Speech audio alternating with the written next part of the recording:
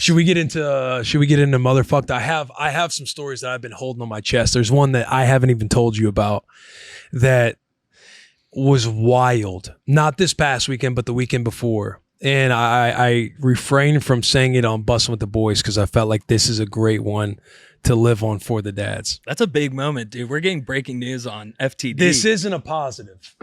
This is not a positive. This is a learning experience for all of the parents out there that just a snap of the finger, dude, and shit can go sideways quick. And this isn't like a true motherfucked moment, more of like an internalized, like, how did this happen?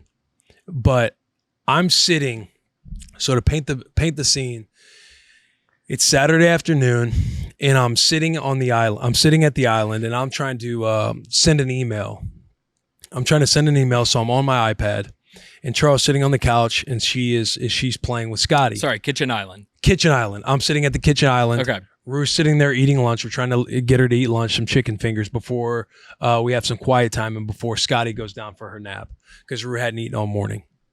Or she had ate a little bit, but you know, the kids, they want to snack. They want to do all these different things. And you're trying to, hey, you're going to eat some lunch. You need some real food. Yeah. So I'm sitting at the kitchen island with Rue.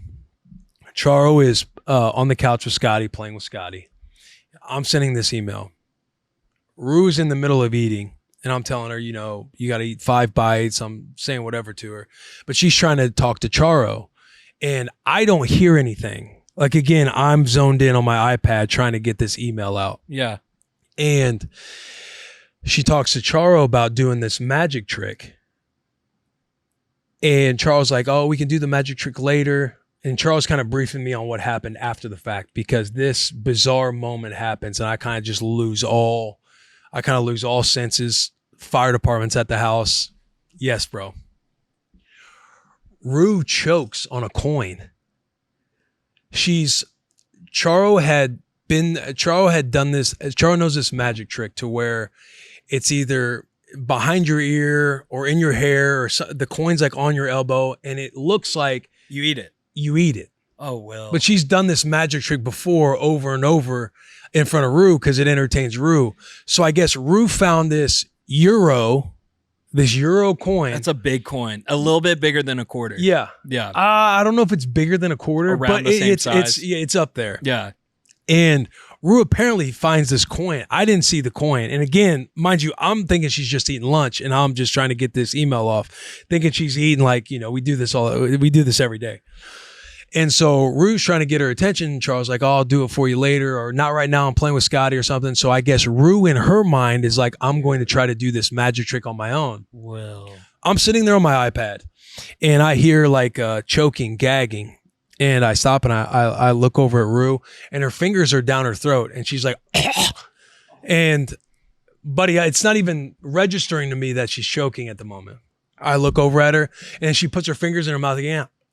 And like gags. And I'm like, what are you doing? Thinking that she's just like gagging herself. You know what I mean? Like just like being like, oh, okay, I found something new. I'm like choking myself or I'm gagging myself. And I'm like, what are you doing? And she starts like panicking, like, and I'm like, are you choking? And Charles like, oh my God, she's choking. Charles like sprints over to the island. I like stand up. I'm in like, what in the fuck is going on? Rue's choking on this coin. She's like, are you choking on a coin? She's like, yeah.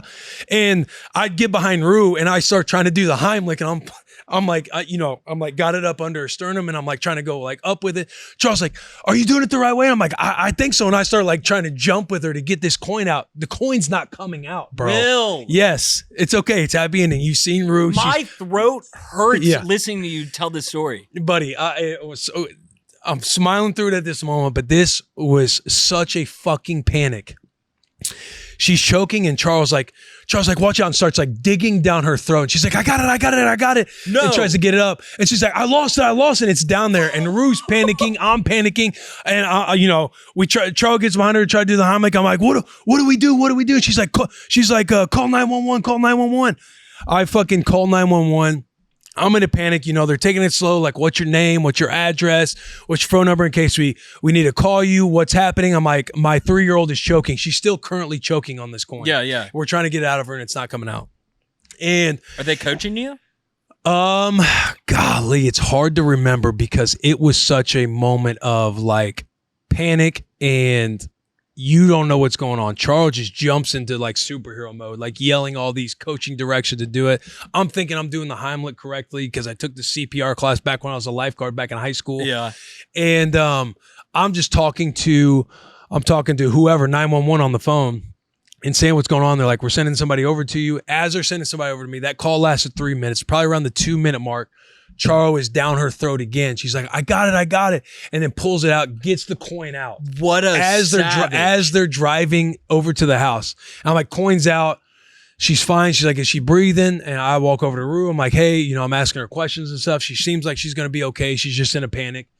And she's crying. There's blood everywhere because Charo probably scraped her throat or scraped something inside of her mouth. So because there's blood on my shirt. There's blood on the counter. Yes, bro. Yes. I've been holding that on me for over a week now. Yes. And that was one of those moments where it's like you're internally motherfucking yourself because I was just trying to do something on the iPad and next thing you know, she's gagging and choking. And it happened quick. You know what I mean? Yes. Like you turn away for 1 second, you have food set up, you're trying to get something off on the iPad and she's gagging herself and the next thing you know, she's choking on a coin. And fire department, ambulance comes over. They're running her vitals. They're doing all this stuff. She checks out fine. She's all good. But she was choking on a fucking coin, bro. Oh from wanting to mimic a God. magic trick. Can we, really quick, before we jump into this, can we crack a cold one to Charo saving the day? Oh, buddy, yeah, we can. Okay, because Charo went into superhero mode. Yeah, I was in just panic. Like I'm like trying to do the Heimlich. I think I'm doing it right, but nothing. Your mind is going everywhere. That was so long ago when you do the CPR class that you don't know if you're doing it correctly. And bro, the fact that she had the wherewithal to just be like, I'm digging this shit out. Yeah.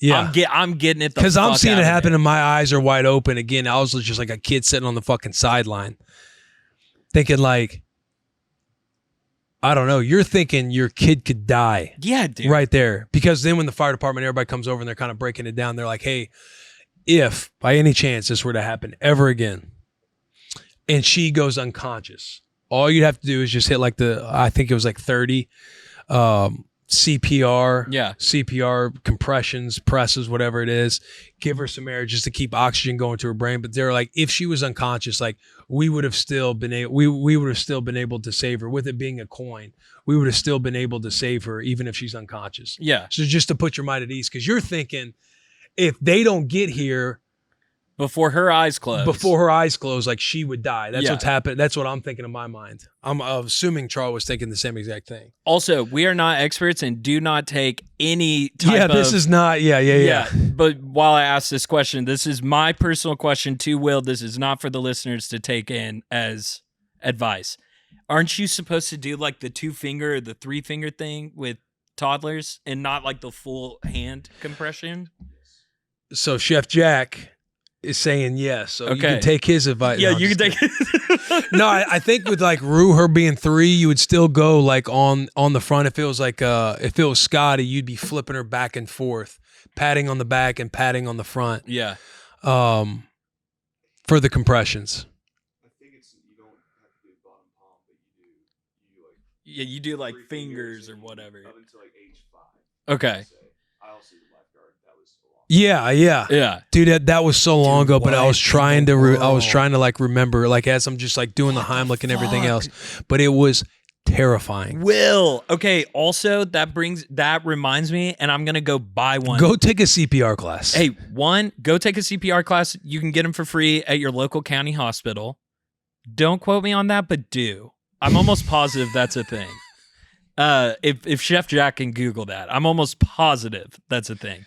Secondly, these choking like kid rescuer things, it's those little like, it's like a mask and you do the suction. Is really bad radio, but yeah, you put it on like it's a mask and it has this little almost like a ball pumper Yeah. thing on the bottom. And I've been seeing videos on the internet that make me want to go buy that thing tomorrow. I don't even have a kid in the world. Yeah, that would be smart to do. But oh my God, 'Cause, dude. buddy, it was terrifying. It was terrifying. Round of applause to Charo. Yeah. Yeah. Dude.